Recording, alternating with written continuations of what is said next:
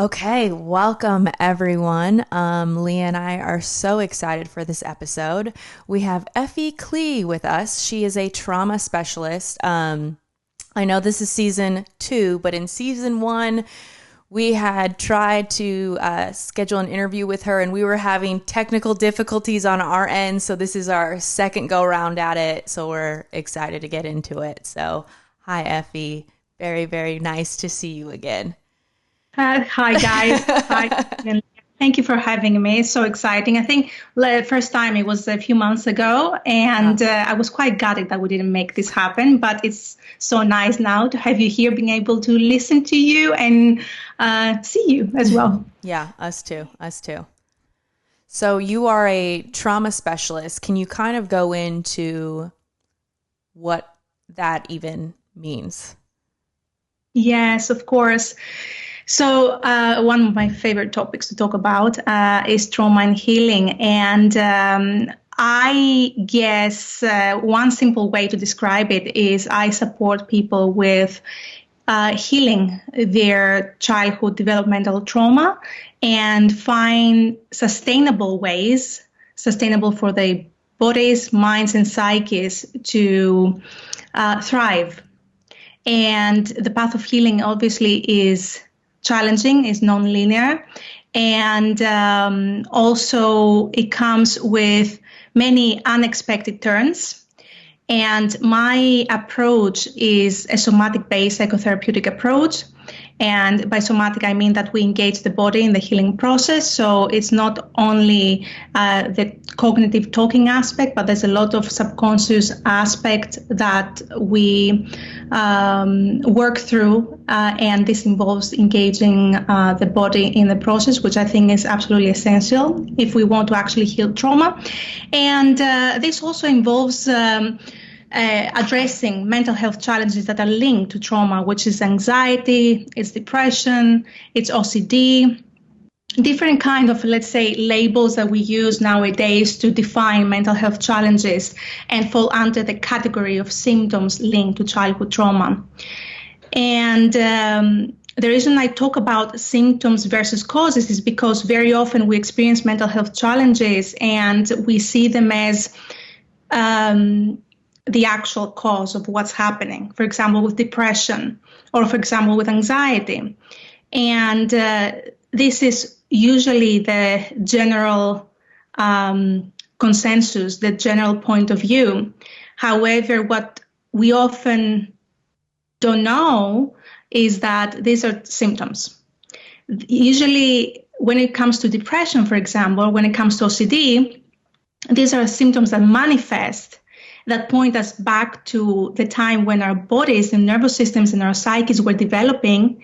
And as a result, we're responding to what was happening around us in our, of course, very close environment, but also in the wider culture.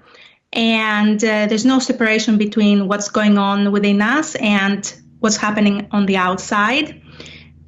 And that's why it's so important, in my opinion, to address mental health challenges, not only as symptoms, but also see them as paths or, let's say, signposts guiding us back to what we need to address in order to return to wholeness again. So this is basically an overview of what I do as a trauma specialist. I love that. I know. I think, I struggled with depression for years, and it wasn't until I started my healing journey a couple of years ago that I realized that I could pinpoint every depressive episode as to what triggered it. I started to think back, like, this is what happened, and then I spiraled into a depressive episode. Why? And a lot of people, I think, will relate that to what they were going on in that moment, and I'm going to give an example that makes a little bit more sense. The first depressive episode I ever had was when I had my daughter. I never experienced it before. I was diagnosed with postpartum depression. So many moms struggle with that. And they're like, oh, well, it's just because you just had a baby, and that's what that is. And your hormones are all out of whack. And what I realized, I was like, no, this triggered an emotional response out of me that related back to my relationship with my mom as a child. And that's why, like, a lot of people would disagree with me, but I was like, no, that's exactly what happened. Like, I had a daughter and I have a lot of mother wounds and a lot of trauma growing up with my own mother that kind of triggered me into like this symptom of that trauma that I had to face. So I agree with what you're saying, and I don't think a lot of people see it that way, which is kind of why we do what we're doing, because we see it that way now, and we want to help other people realize that this isn't just a surface level thing. The anxiety that you're experiencing isn't because you're anxious in this moment. There's a reason. How do you find that? Like, how do you go down that path of figuring out what that reason is for each individual? That's a great question. So obviously there's a process that we follow as part of our work together. However, the way I would like to describe it is that let's say that someone comes to me or to any trauma professional and they experience PTSD or they experience, let's say, OCD. Okay, this might be easier for someone to identify if they haven't experienced, let's say, the very common way of seeing trauma. So they experience OCD, so they have this need to control their environment, to control other people, things to happen in a certain way, keep checking if they are safe, if their environment is safe. And so this is obviously like the symptom, what you see on the surface, right? However, we know, talking to that person, that they experience certain things in their body and they experience certain things in their thinking, but also there's a specific way that they see themselves. So first we start unpacking this experience. What is it that they believe about themselves? What is the somatic experience? What is the emotional experience? And then we use those, let's say, breadcrumbs to guide them back to a time in their lives where they felt this experience, this package of experience. How did they learn? For example, for someone to experience OCD now, let's say that I ask them, in that moment when you want to go back to the kitchen and check for the third time if the fridge is closed or the hob is off, how do you see yourself in that moment? And they often might say to me, I see myself as helpless, or I see myself as unsafe. And then I ask them, so how do you see the world in that moment? How do you relate to the world? And they say, I just feel like the world is unsafe. I feel that the world is not a stable place. Okay, this makes total sense. Now, when we're adults and we are 30 years old or 25 years old or 40 years old, it's not at that point in life when we started relating to this world this way. It doesn't happen like this. And also, it's not at that time when we started seeing ourselves in a certain way. These things started happening during the most formative years of our lives, when we were 3, when we were 0, when we were 6, 10.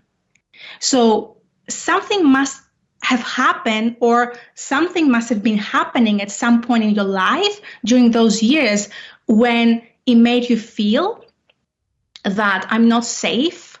And it made you probably feel that the world is also an unsafe place. It's not a stable place. So now we are basically conditioned to expect that.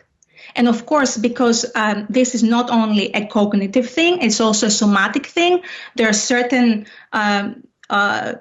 hormones and chemical events that are happening in our body throughout that process. But this process didn't start when we were, let's say, 28 years old and we first started manifesting OCD. This is a process that started way before that time, but now it started manifesting because there's no way out. Basically, the body is saying, hey, we need to pay attention because I can't keep doing this anymore.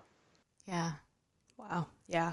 And I think a lot of people, when they think of trauma, they think of, and we say this a lot, but I just want to continue to reiterate it, Leah and I's situation with, maybe growing up in poverty or growing up with abuse or, having a lot of childhood trauma, they relate that as to very like significant like abuse, rape, like even, veterans who go to war and things like that, where, I've had people where they struggle with anxiety and panic attacks and they're like, well, I just have that. Like I didn't experience the things you experienced, but I just have that now. And I'm like, but it stems from someplace. Like you may have had a really anxious parent. Yes, they provided for you, that they loved you. They were here for you in the way that they could be, but there were other factors that led to it. But people think that often it has to be like these big traumatic things that have caused these symptoms later on in life. And can you kind of go into that it doesn't just have to be like abuse and rape and these big traumas? Oh, yeah, 1000%. First, I want to share more about my experience because I come from generational, let's say, trauma background. So there was a lot of, I would say, war-related trauma. And also there was financial trauma. There was poverty. And of course, this created then depression and anxiety. Then my mother and grandmother choosing partners that actually, reinforced certain beliefs in their lives and made them even more anxious and more depressed. And that led to really, in some way, tragic events. So I come, let's say, from the kind of a way of traditional big trauma background, right? Now, what I started realizing over the years is that very often people in my background, in my environment, would experience the same things as I experienced. So they would experience high levels of anxiety. They would experience really challenging relationships, not being able to settle, this fear of abandonment, this low sense of self-worth, and a number of other things that were manifesting in my case as symptoms of trauma. And that's when I started also realizing that, in addition, of course, to all my training in trauma, is that this is not one way of seeing things in life when it comes to trauma. This is way more complex because we as human beings are complex, right? And also, we know very well, and science knows very well, what a child needs in order to develop healthily. Their nervous system, their brain, their major organs. There are certain things, certain boxes that absolutely must be ticked. And if they don't, then there's going to be some sort of a challenge, whether it's physical health or mental health, and very often it's both. So what we know that a child needs in order to actually develop healthily and also go about their lives and also thrive later on in all aspects of their existence is they need to feel safe and secure. But security is a little bit of a different thing to safety. Security is I'm providing you with food, with shelter, clothing, and you feel that you are protected from any violence, right? So that's, of course, super, super important. Now, many of us have experienced that. And in my case, even when there was like big trauma, I experienced those things, and many of my clients have. However, safety is a different thing. Safety is a felt experience. The nervous system needs to feel safe. And this often is irrespective of whether we're actually safe or not. So for a child to actually feel that they are safe, they need to feel that the parent is emotionally attuned, regulated, present, communicative, has their back, and encouraging, supportive, nice balance between encouraging them to be adventurous, but also protecting them. So, of course, making eye contact, being affectionate, saying I love you, highlighting the good aspects of them, and when they make mistakes, they don't shame them. These things need to be absolutely there for a child to develop healthily. And in this conversation, of course, there's so much nuance in this conversation, right? And sometimes I feel and I sense that there's some sort of defensiveness coming up, and from parents, but also from adult children, thinking, oh, this is victimhood, and your parents gave you all this great, let's say, education or clothing or opportunities, and now you're saying that you're traumatized. And again, I think we live in a culture where we love black and white thinking. It's either this or it's either that. But again, like, our world is so complex, and our nature as human beings is so complex as well. And if you just take a look at any animal documentary and you pay attention to how mothers look after their pups, nature has designed mothers to show up in a very specific way towards their pups, so that their pups become confident, they become healthy, and they become strong, and they're able to continue the generation, the lineage. So if, for example, a mother experiences depression, like, for example, in your case, Leah, in my case, my mother experienced depression, and or our father is aloof, and they're not really present. They're physically present, but not really present. This creates a lot of confusion in the child's mind, and of course in their body. They're going to feel unsafe, not because they are not given food, but because deep down they sense a form of disconnection, which is incredibly important for a child to be like, yes, I feel safe and grounded in the presence of my parents. I am so glad that you said all of that, because before I started my healing journey, I had one parent that was absent and left when I was around 5 years old because they were abusive and all of these things. Once I started my healing journey, I realized that there were a lot of things that were missing from the parent that was present. And a lot of that was emotional. Not checking in to see how I felt, often not feeling safe in the environment that I grew up in, not being affectionate, not saying I love you that much, or it being very rare to say like, hey, I'm proud of you. And realizing as an adult, wow, those are the things that I didn't get, but I like really, really, really needed. And it affected me greatly. And I didn't even realize that. So I'm just very glad that you went into all of that, because I'm like, I feel that so deeply. Yeah. Of course. And that's the thing. I think it's not about blaming parents. Sure. Trauma work is not about blaming. It's about honoring our experiences, which is a completely different thing.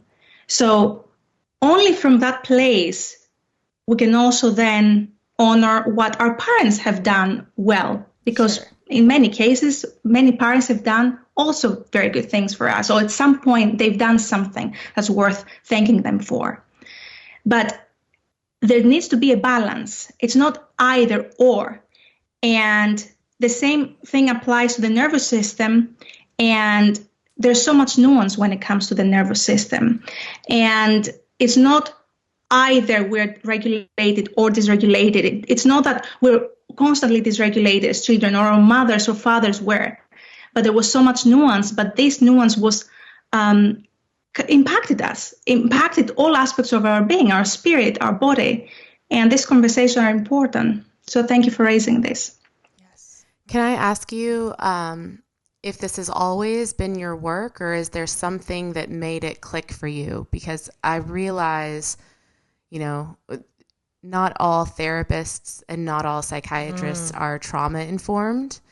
And I think that that's really kind of keeping people stuck in where they are. If someone is like, well, I think you should just go on this medication to treat this symptom of anxiety or to treat this symptom of OCD, because they're not trauma informed enough to say, let's unpack that a little bit. Like, let's ask why you're having panic attacks and why you're having anxiety attacks, and maybe go a little bit further into it. So is there something that happened that drew you to becoming trauma informed, or has always been like your thing?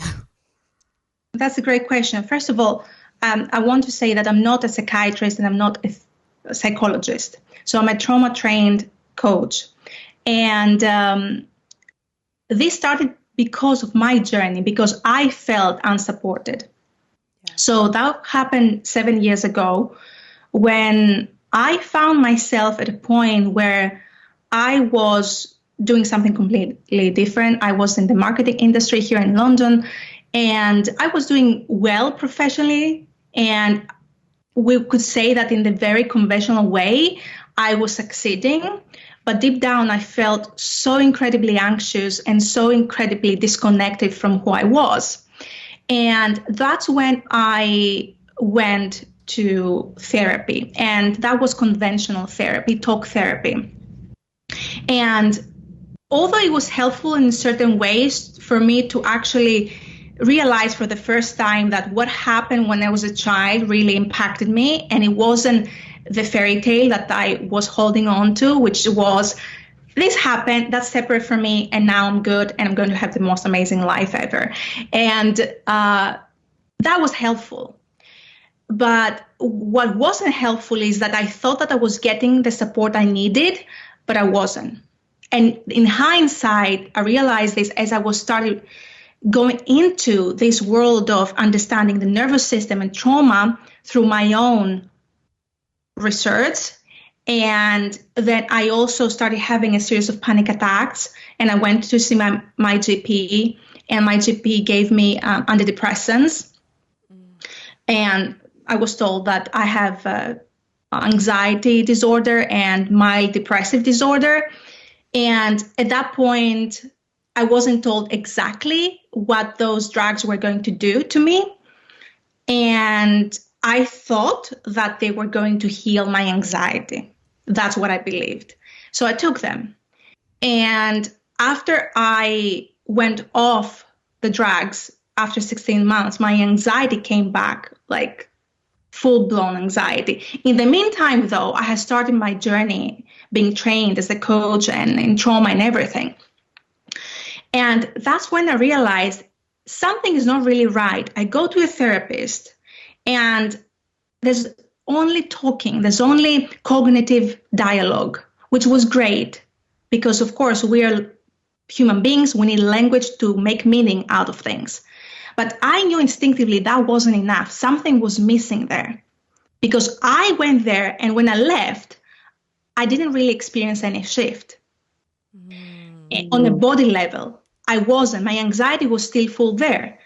Then I go on drugs, SSRIs, and after 16 months, it comes back full blown. And I'm thinking, so I'm going to experts to resolve my anxiety, and it's not happening. And I'm thinking, I felt very alone, and I felt a little bit stupid. I was thinking, there must be me. There must be something really wrong with me.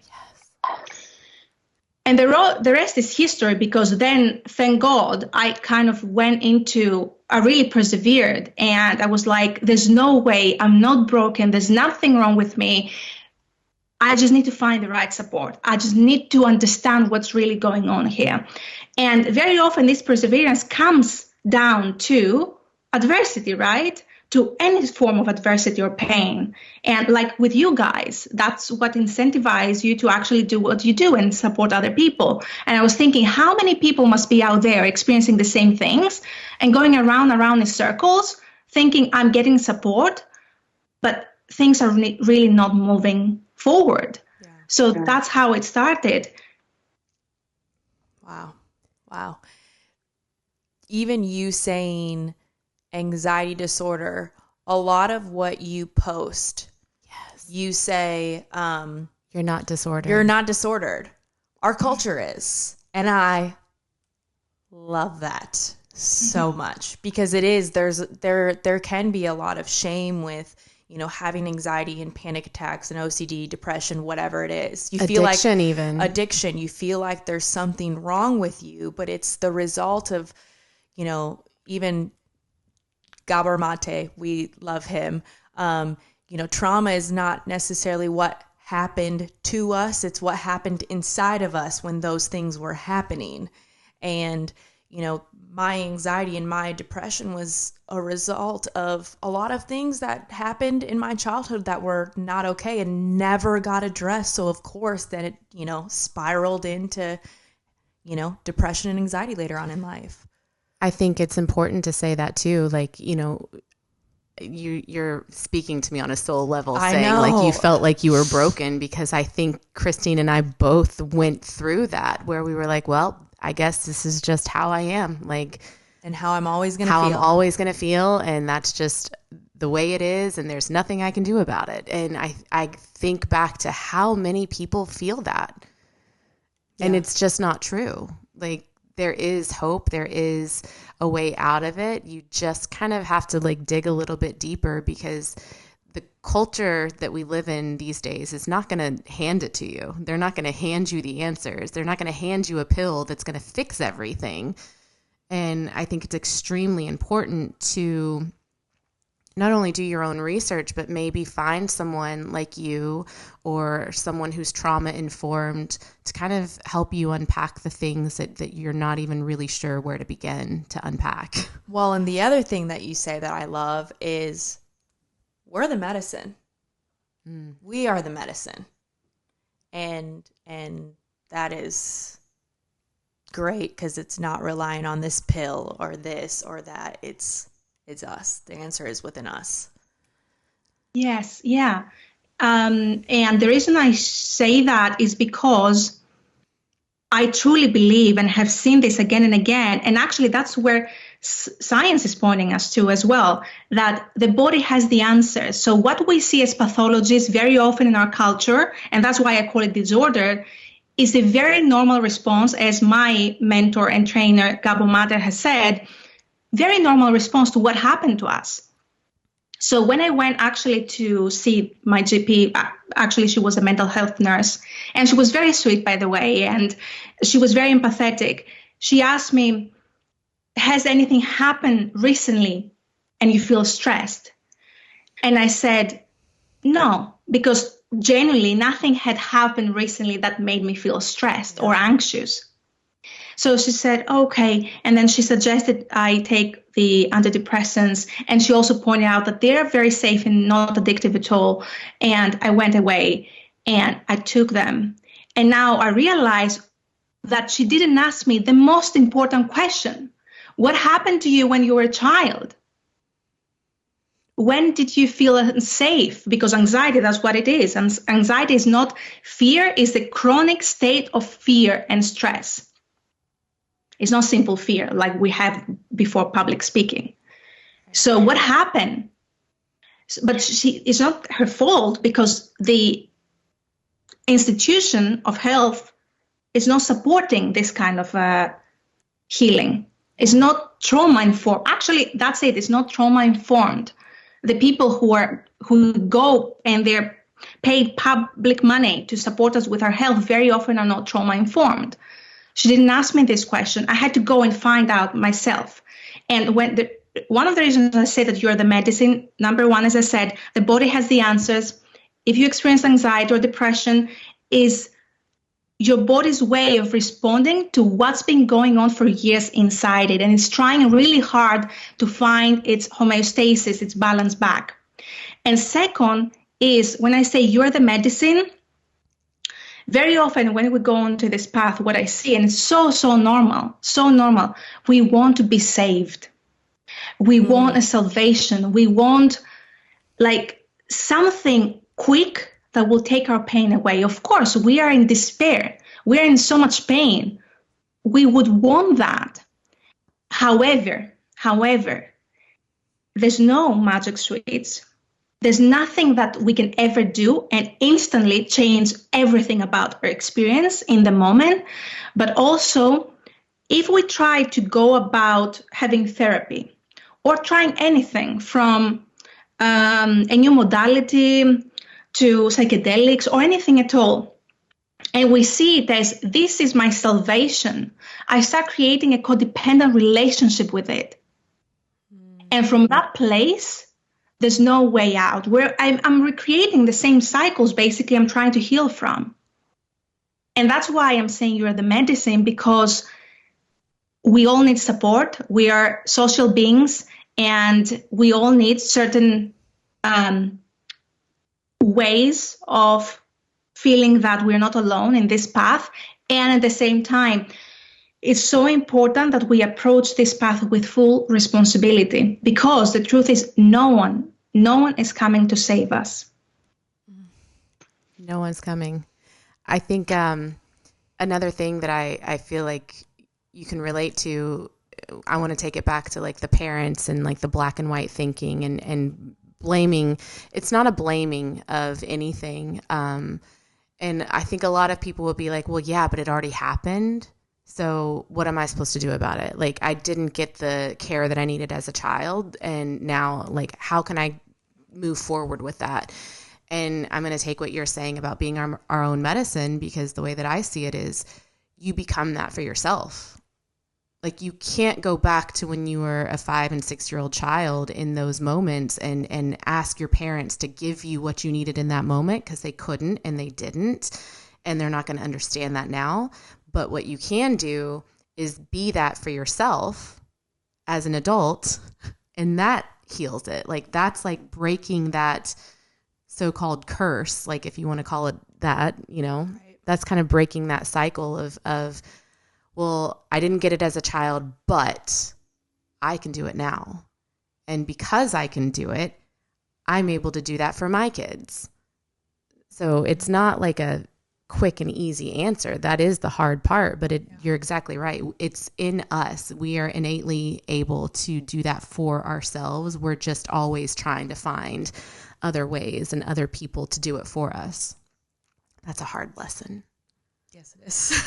Very hard lesson. And thank you for saying that as well, because sometimes doing this work, we can get stuck way longer than we need to in the stage where we're actually going through over and over and over again what happened to us in the past. There's the other side, of course, that we never want to go there and we don't want to touch it and we minimize it. But sometimes we go on the other end, like we have this, let's say, even entitlement that why this happened this way. And again, this is another way of recreating the same codependent relationship we had with our parents, because in some way we're still waiting for them to come and change things for us the same way we did back then. So as I said, it's on us now, no one else.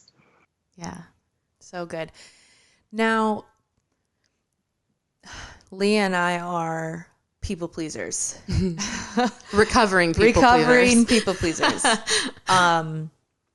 So it has been hard because as we've healed and started to share our experiences and share our truth and share our authentic selves, people who we love and care about have maybe had issues with it, or they just don't acknowledge it. And I think with a lot of people,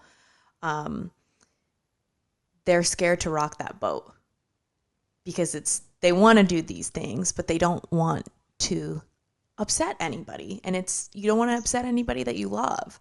So I guess what my question is what advice do you have for those people pleasers who are on their healing journey?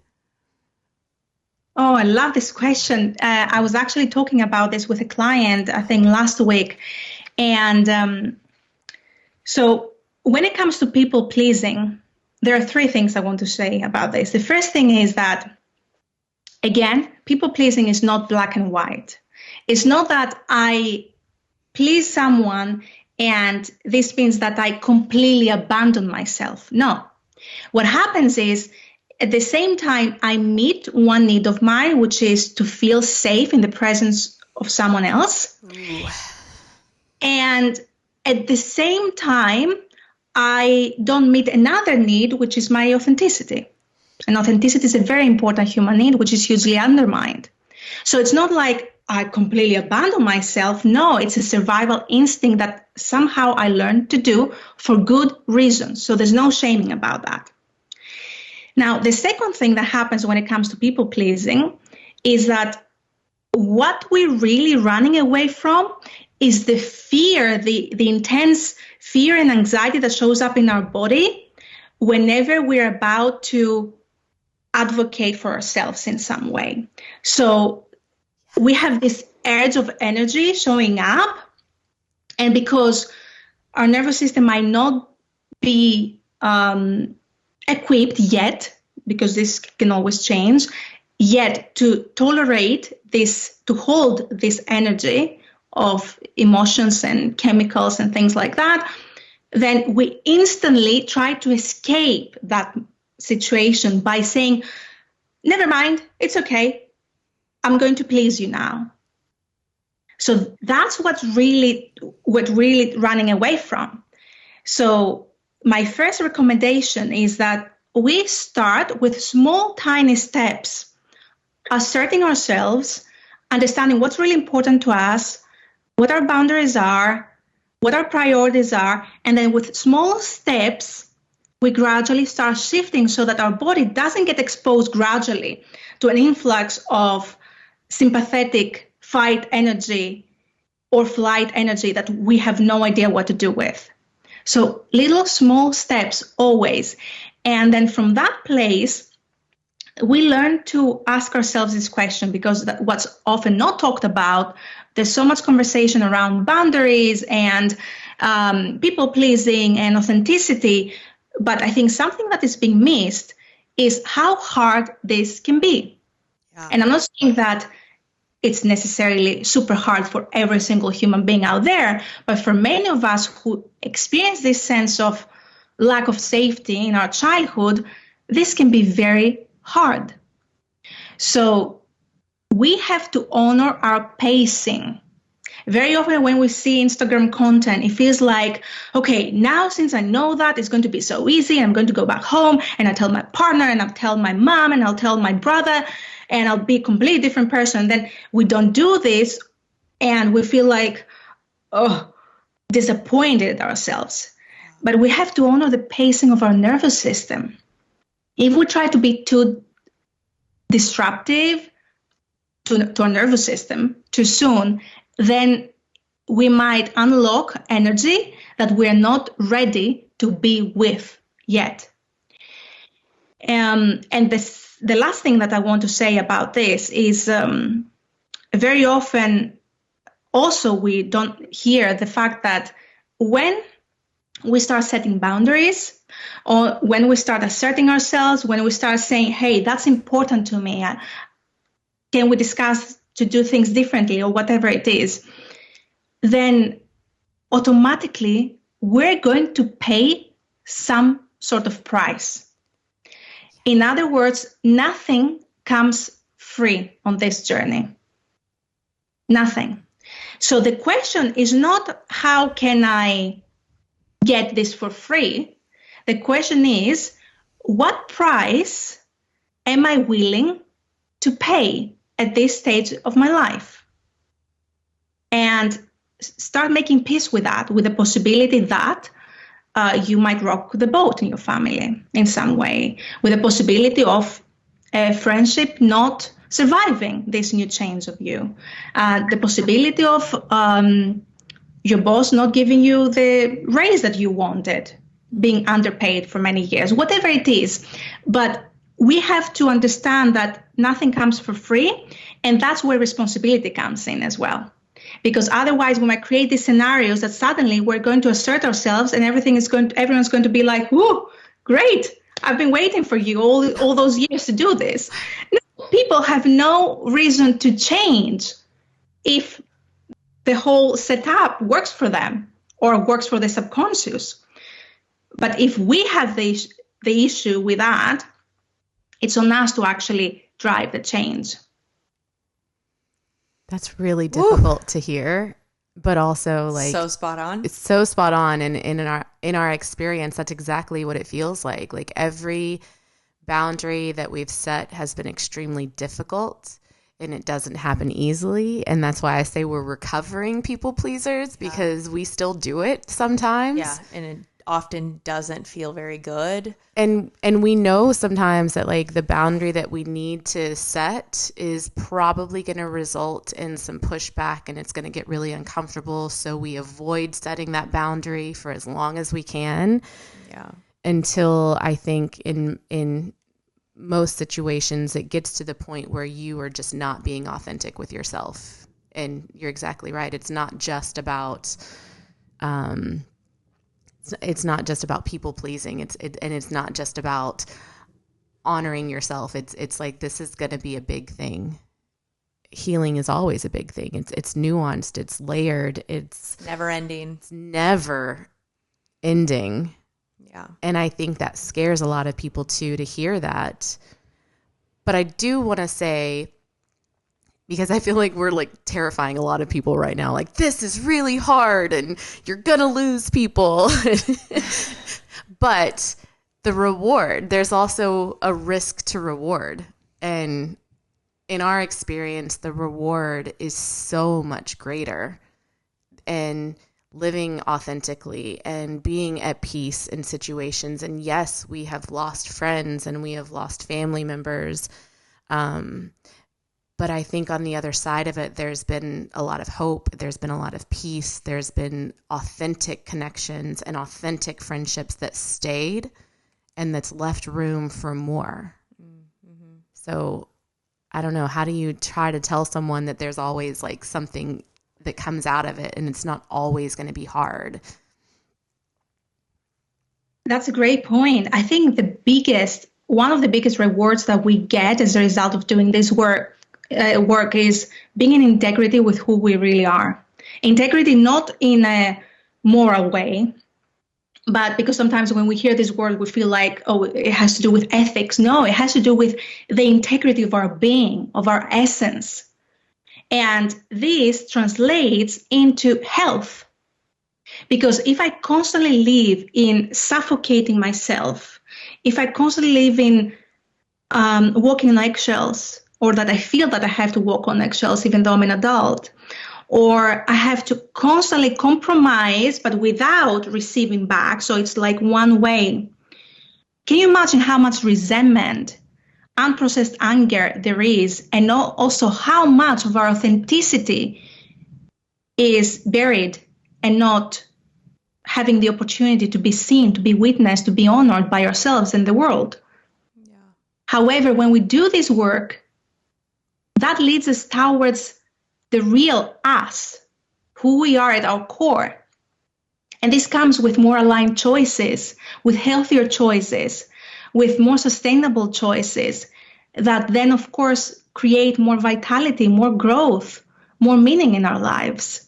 So there's always transformation, and transformation comes with change, and change by definition is not always pleasant, but the end result, or not the end result, but let's say the ongoing process can be very fulfilling as long as we realize that this is the only path towards any sort of liberation.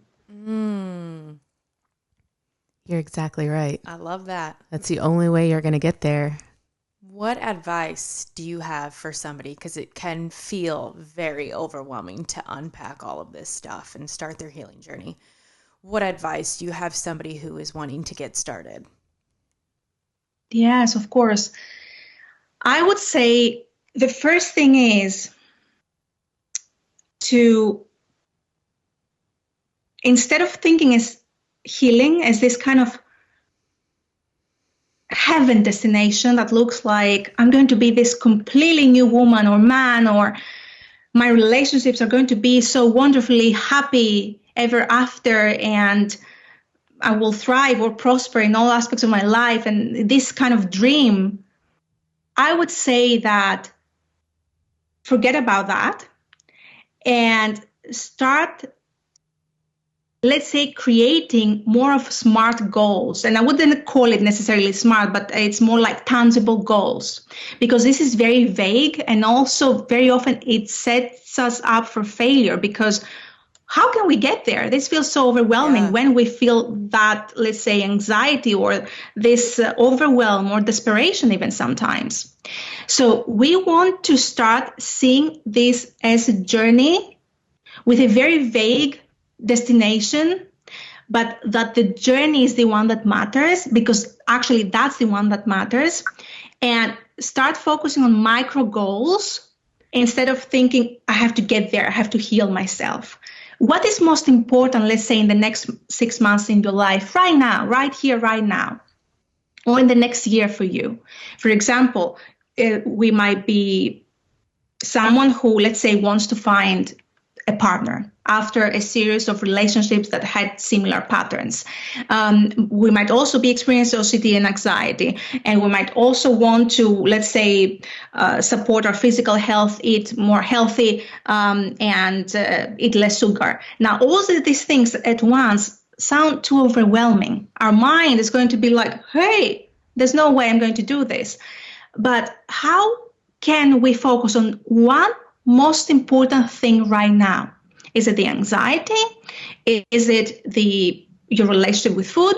Is it your relationship with a potential partner and any attachment wounds? What is one thing that feels most important for you right now?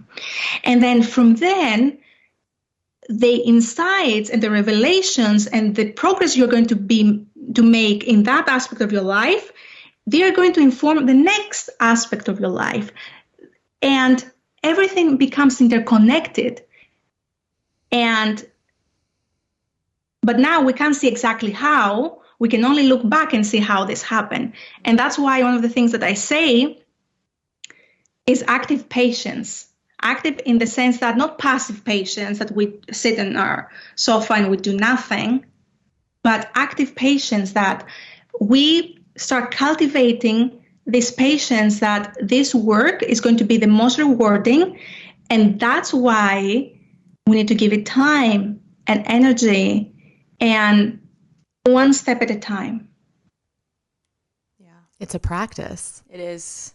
Like, and everything that I do gets easier and easier and easier, but it never starts that way. Like, it absolutely doesn't start out that way.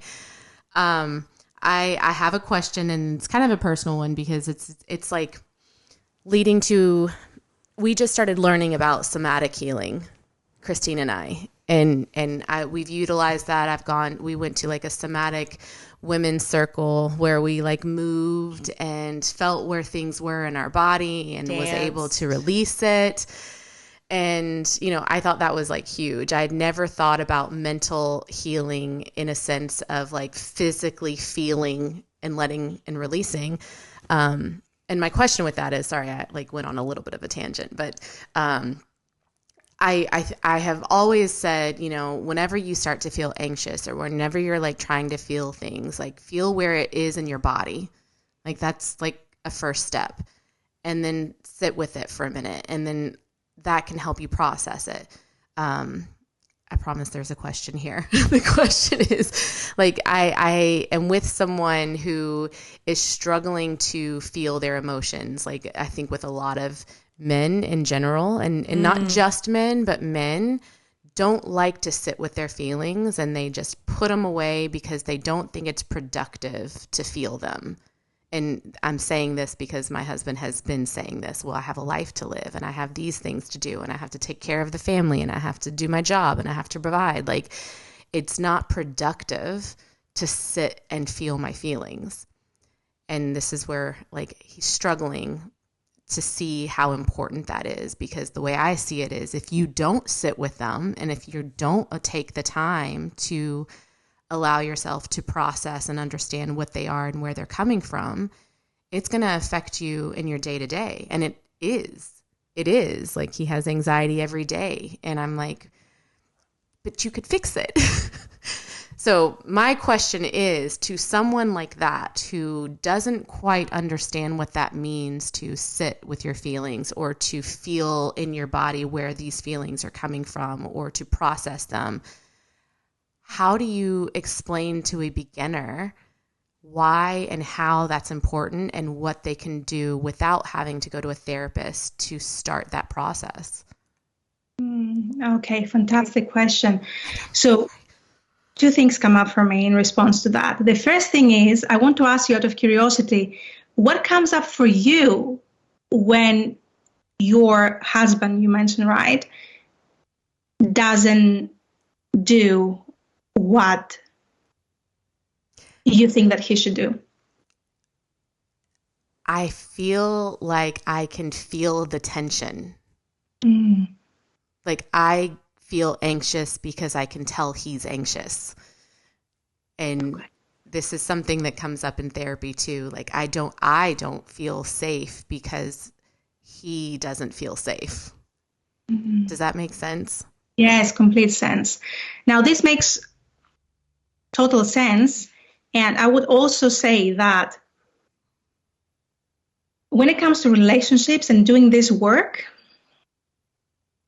when we see someone and we have an opinion of what we think they need to do, maybe that's our invitation to see this as a trigger for us, as opposed to, I have this way of seeing you right now, and I make it mean that you should do X, Y, Z, whatever this means. And I'm sharing this because usually then this creates a certain dynamic that one passes their own thing on to the other, but it's disguised as, but I care about you. And I'm not saying that someone doesn't care. Of course you care about your husband, but when you say I feel anxious and unsafe because he feels unsafe, that means that there's something going on for you that feels like a trigger. So it's not really about him, it's more about your own experience. You're not wrong. Well, and I'm actually really glad that you said that explanation, because I currently am dealing with a situation, and it's more so someone who I love very much is dealing with a situation, and it's very triggering for me to be a safe space for them, because it triggers certain wounds that I experienced with narcissistic abuse from when I was a child, and it's something that I'm currently working on with my psychiatrist right now, and he always goes back to, how old are you right now when you're starting to feel this anxiety and you're starting to feel safe? And I say, I feel like I'm like 14 years old and feeling like no one's gonna, because my initial instinct in this situation is to want to do something and want to protect, but it's not necessarily my place to do that. And but it's that little kid who feels like no one's saving me, no one's protecting me, no one's keeping me safe, no one's advocating for me. So my gut reaction is, okay, what do I need to do to protect this person, because she is not safe and I am feeling upset that she is not safe in this situation. Yes. And also I want to make a distinction right now here, because there might be people who might be listening and are in actual unsafe situations where, for example, there's straight up abuse and things like that. Yeah. In those situations, we're not talking about triggers anymore. We're talking about our nervous system responds appropriately to what's really going on in our environment. But here we're talking about, in the case of Leah or you, Christine, that you are dealing with someone where they trigger something within you, but it's not inherently unsafe as a situation. Yeah. So that's a completely different thing. And that's why I gave this answer. And to the second part of what I want to say was that here, in my experience, what I have seen, and from my own relationship, and also from client work, is that the more we see the other person's anxiety as the problem, the more defensive they're going to be and will be resisting to actually doing anything around this.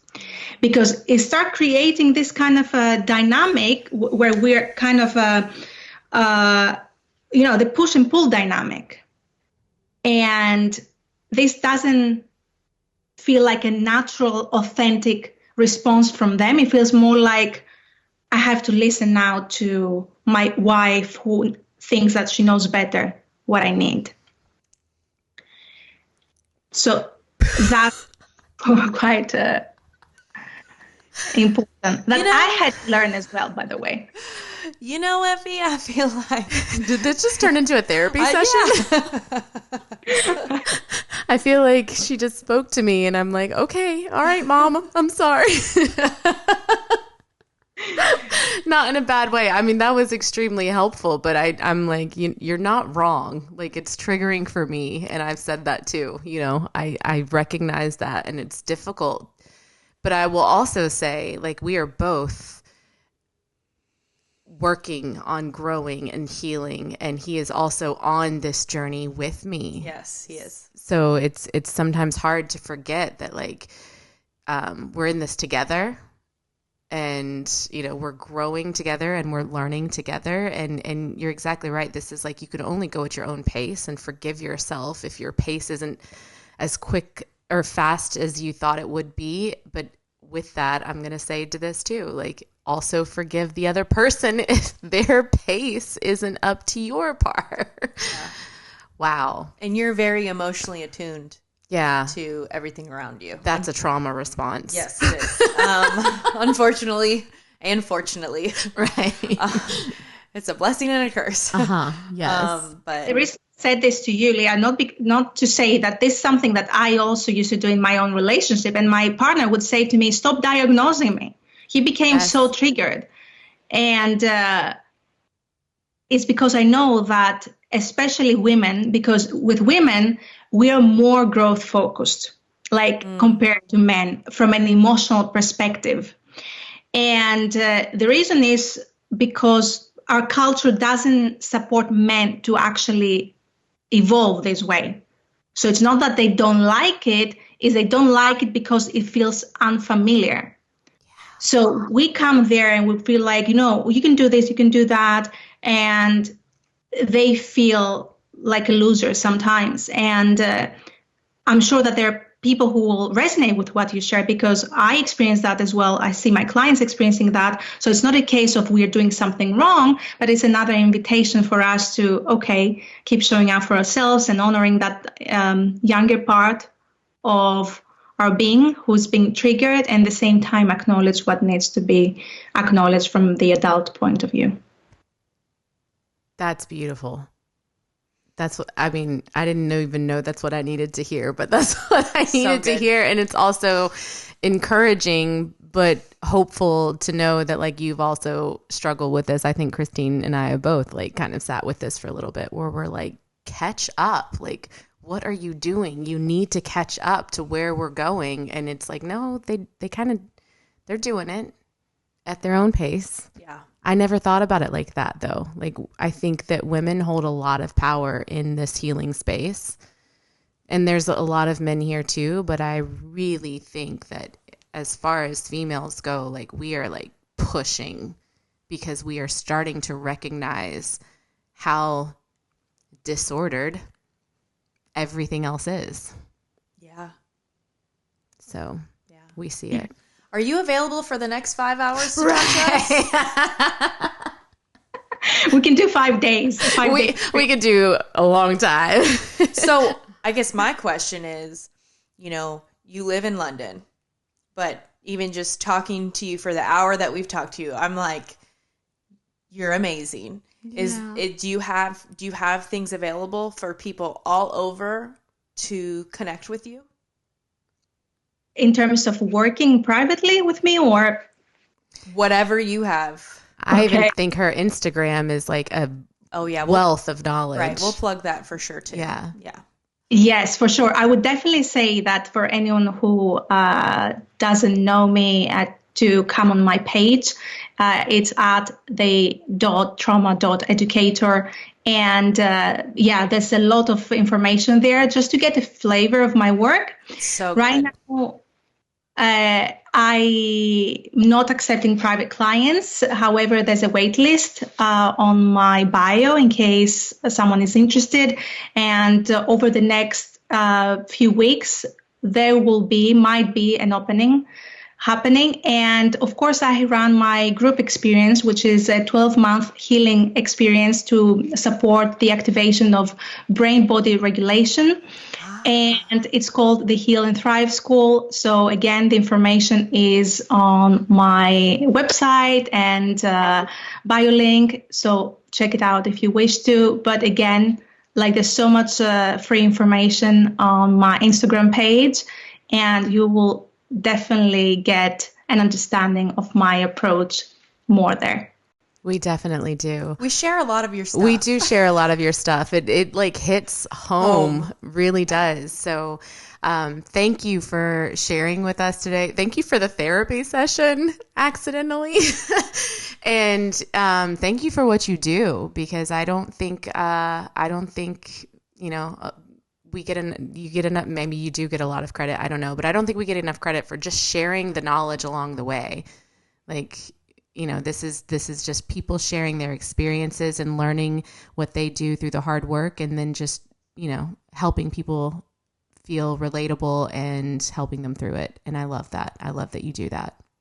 Oh, thank you, guys. Thank you. It was so nice to just be with you virtually and get to know you, and keep doing what you're doing, because I really feel that you're so authentic. And I listened to a few episodes before I come here with you. And your energy is so beautiful and so pure. So keep doing what you're doing. And the therapy session wasn't meant to offend anyone. It was just something that I had to remind myself of, and it came at the perfect time. I love it. No, it was perfect. Thank you so much, Effie. It was so nice to meet you.